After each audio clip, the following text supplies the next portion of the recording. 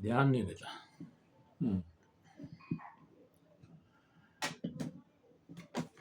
नमस्कार दोस्तों, मैं हिम्मत सेठ एक बार फिर आपके सामने उपस्थित हूँ नए वीडियो को लेकर, नई बातचीत।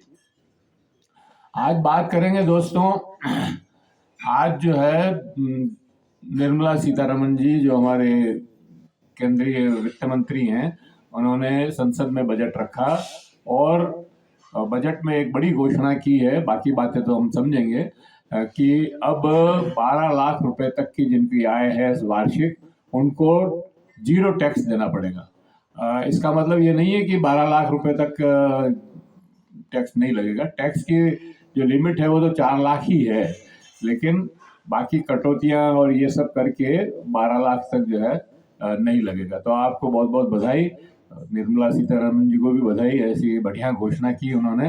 लेकिन समझेंगे कि वो 12 लाख कैसे नहीं लगेगा। एक बात तो ये है।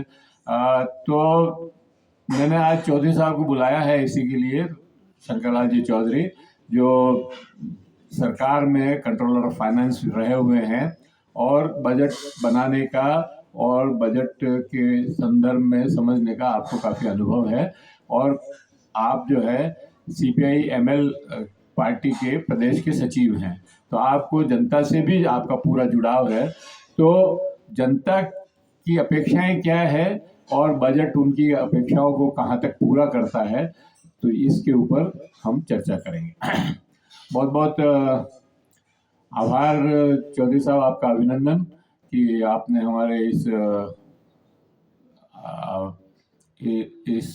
न्योते को स्वीकार किया और हमारे दर्शकों को ये बताने की कोशिश करने की बात कबूल की कि हम टैक्स, ये जो बजट है, इसके ऊपर चर्चा करेंगे। तो चौधरी साहब, मैं आपसे मतलब सीधा ही पूछता हूँ कि एक तो सरकार ने ये घोषणा की है जो सबके सामने है कि 12 लाख रुपए तक अब टैक्स नहीं लगेगा। दूसरा ये घोषणा की कि सीनियर सिटीजन्स को 1 लाख तक के आय पे टैक्स नहीं लगेगा। ये बहुत ही फॉल्स है, क्योंकि वो तो टीडीएस नहीं कटेगा, इतना ही है उसमें। तीसरी बात मैं आपसे ये पूछूं कि क्या ये बजट किसानों को कोई राहत देता है जो सालों से एमएसपी की मांग कर रहे हैं, और एमएसपी C+2 और वो भी लीगल गारंटी के साथ। तो इन पे आप चर्चा करें, फिर आगे बाकी आप जो भी बजट के ऊपर चर्चा करनी हो तो है ही है जी। तो मैं ये माइक चौधरी साहब को दूंगा और चौधरी साहब इसके ऊपर अपनी बात कहें। उसके पहले मैं ये एक अपील करना चाहता हूं कि अगर आपने हमारे इस YouTube चैनल महावीर समता संदेश को सब्सक्राइब न किया है तो सब्सक्राइब कर लें, बेल आइकन दबाना न भूलें, और अगर आपको वीडियो अच्छे लग रहे हैं तो लाइक करें, फॉरवर्ड करें और सोशल ग्रुप्स में भी भेजें, और उनसे भी आग्रह करें कि वो हमारे चैनल को सब्सक्राइब करें। कमेंट बॉक्स में जाएं, कमेंट लिखें, सुझाव दें। आपके कमेंट और सुझाव हमें और बेहतर करने की ओर अग्रसर करेंगे। तो अब आप चौधरी साहब से सुनिए। धन्यवाद हिम्मत जी, आपने यहाँ आज जो बजट पेश हुआ है उस पे मुझे बोलने के लिए आमंत्रित किया है, और इसको कई दृष्टिकोण से, जैसे आपने कहा कि व्यापक सेक्शन जनता का है, किसान मजदूर के पॉइंट ऑफ व्यू से भी विश्लेषित करने के लिए कहा है। सबसे पहले तो मैं सुबह से ये समझने की कोशिश कर रहा हूँ, जो चूंकि अभी अखबार में तो ये कुछ छपा नहीं है और वहाँ पार्लियामेंट में ये कह दिया गया है कि जो आंकड़े हैं वो 7 दिन बाद आएंगे, वास्तविक आंकड़े। बस घोषणाओं के रूप में एक तरीके से बजट पेश किया गया है। तो एक तो ये है कि जो मेन स्ट्रीम मीडिया है, जिसको आजकल गोदी मीडिया कहना ज्यादा उचित है, वो बस एक ही चीज को लेके वाहवाही कर रहा है, मीडिया कहना उचित, और वो ये है कि 12 लाख तक के आय पे कोई इनकम टैक्स नहीं होगा। और वो उसी का दोष नहीं है, खुद वित्त मंत्री निर्मला सीतारमण ने पार्लियामेंट में जिस तरीके से कहा तो ऐसा ही लगा, और जिस तरीके से एमपीज ने मेजें थपथपाई तो शायद वो भी इस भ्रम में थे कि वाकई 12 लाख तक की आय पर कोई इनकम टैक्स नहीं होगा। लेकिन ये बिल्कुल एक भ्रमित करने वाली स्थिति है। असल में 12 लाख तक ही अगर किसी की आमदनी है तो उस पर कोई इनकम टैक्स नहीं लगेगा नए टैक्स रिजीम में, ये एक बात है।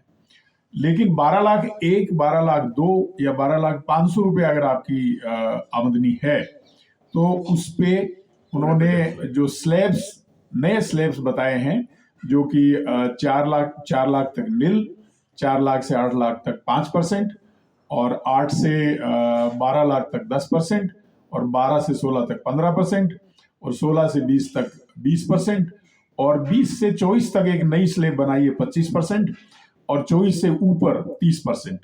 तो ये तो है वो असलियत जिसमें ये कहा गया है कि 12 लाख की आमदनी तक कोई टैक्स नहीं लगेगा।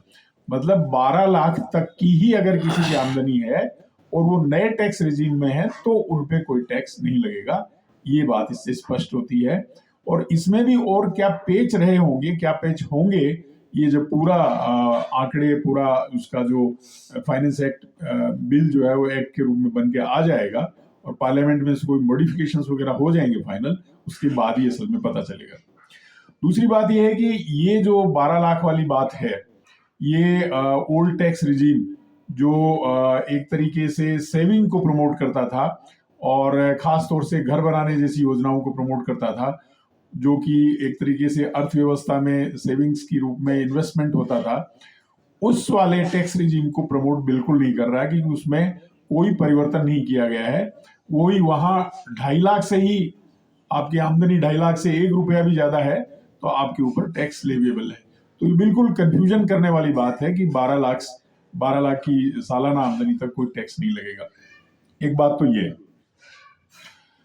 अब दूसरी बात यह है कि ये जो 12 लाख तक की छूट जो बड़े समय से मध्यम वर्ग जिसके लिए लालायित था और आगे ये कहने की कोशिश कर रहा था कि हमें इसमें छूट चाहिए, ये अभी क्यों दी गई? असल में इसका जवाब है वो, एक तरीके से देखा जाए तो जो कल मुख्य आर्थिक सलाहकार ने जो आर्थिक सर्वे पेश किया उसमें है। और उस सर्वे में दिखाया है कि हमारे जो आर्थिक वृद्धि दर है वो धीमी पड़ती जा रही है।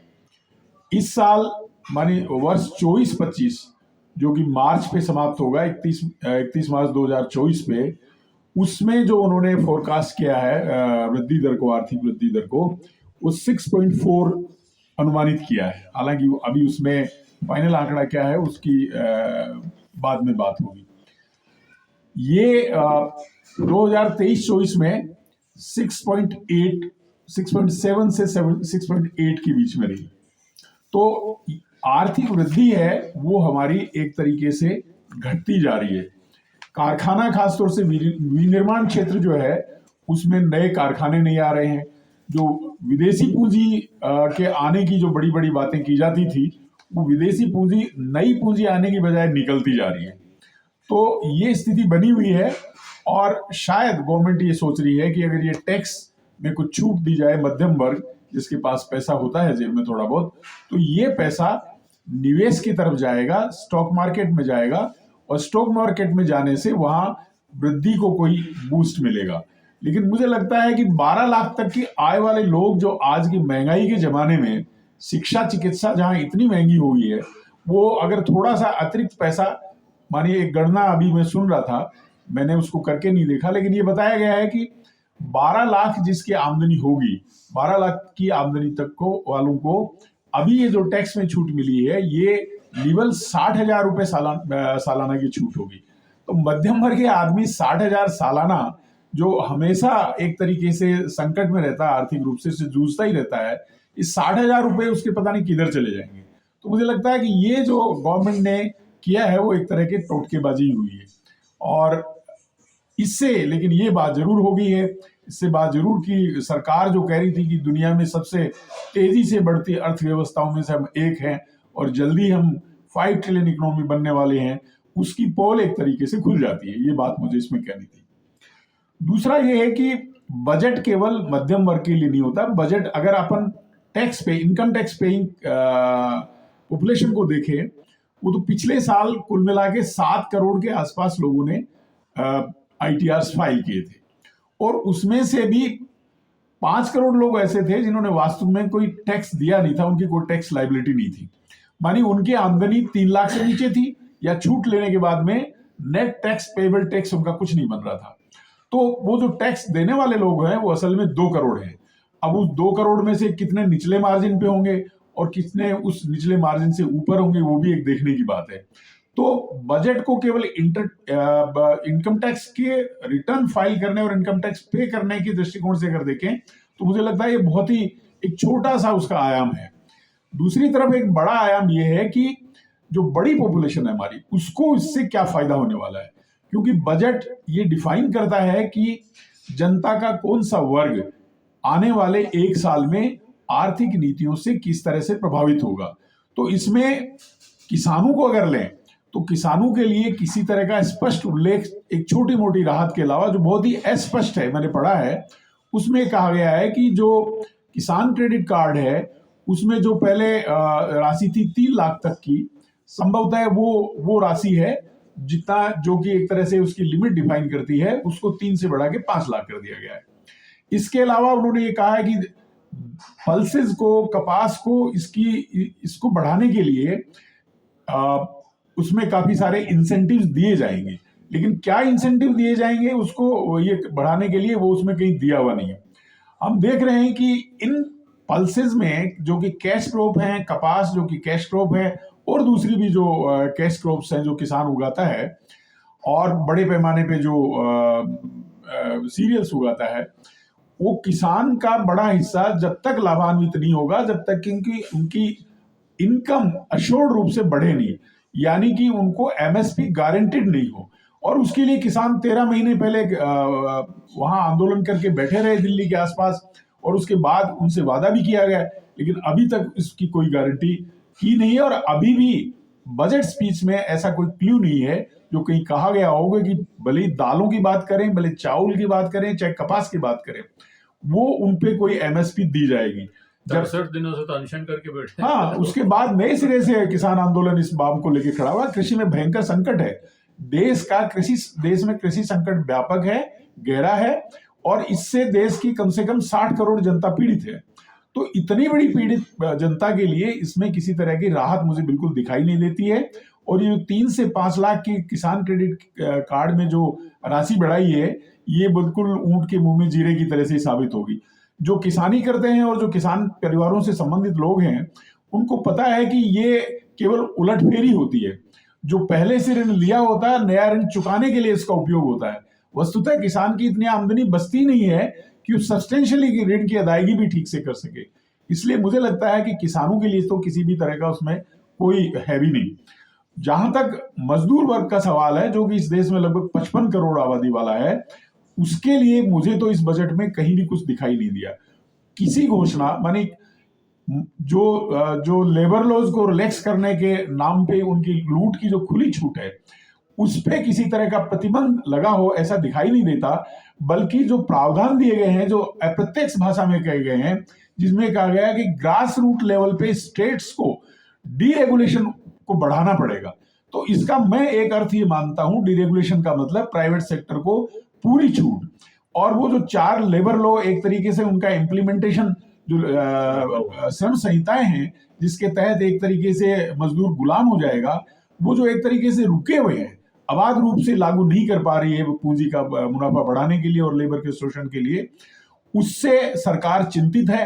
अब सीधे सीधे तो कह नहीं सकती, इसलिए वो कह रहे हैं कि स्टेट्स के लेवल पे, ग्रास रूट लेवल पे डीरेगुलेशन बढ़ाना पड़ेगा, और व्यक्तियों को तथा संगठनों को, ऑर्गेनाइजेशंस लिखा है वहां, संगठनों का मतलब आर्थिक संगठन, उनको पूरी छूट मिलनी चाहिए। इसका मतलब है कि लेबर को एक्सप्लॉइट करने की पूरी छूट होगी, ये कह रहा है हमारा बजट। तो इसका मतलब है कि ये जो 55 करोड़ की आबादी वाला सेक्शन है हमारी जनता का, वो एक तरीके से उसके लिए संकेत यही है कि वो उनका और अधिक शोषण होगा, और उसके लिए वो तैयार रहे, तभी उसका मुनाफा बढ़ाया जा सकता है। दूसरी बात यह है कि रोजगार का निर्माण कैसे होगा, कितना होगा, सृजन कैसे होगा, इसका किसी तरह का क्लू नहीं है।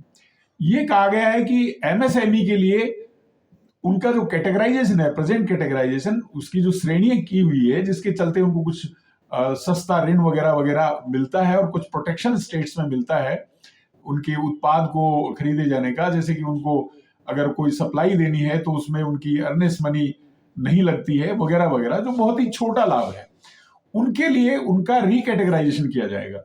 इसका मतलब है कि वहां बड़ी पूंजी के लिए गुंजाइश बनाई जा रही है। एक तरफ तो ये कहा जा रहा है कि हमारे एक्सपोर्ट में 45% हिस्सा एमएसएमई का है, लेकिन दूसरी तरफ एमएसएमई की ये हालत हुई क्यों? एमएसएमई की ये हालत की उनको मदद देने की जरूरत पड़ रही है, वो संभवतः है जो मोदी गवर्नमेंट ने जो दो बहुत ही महत्वपूर्ण फैसले 16-17 में लिए, नोटबंदी और जीएसटी, उसके कारण हुई है। और उनका जो इनफॉर्मल तरीका था कंपीट करने का, जो बड़ी पूंजी के साथ में, वो एक तरीके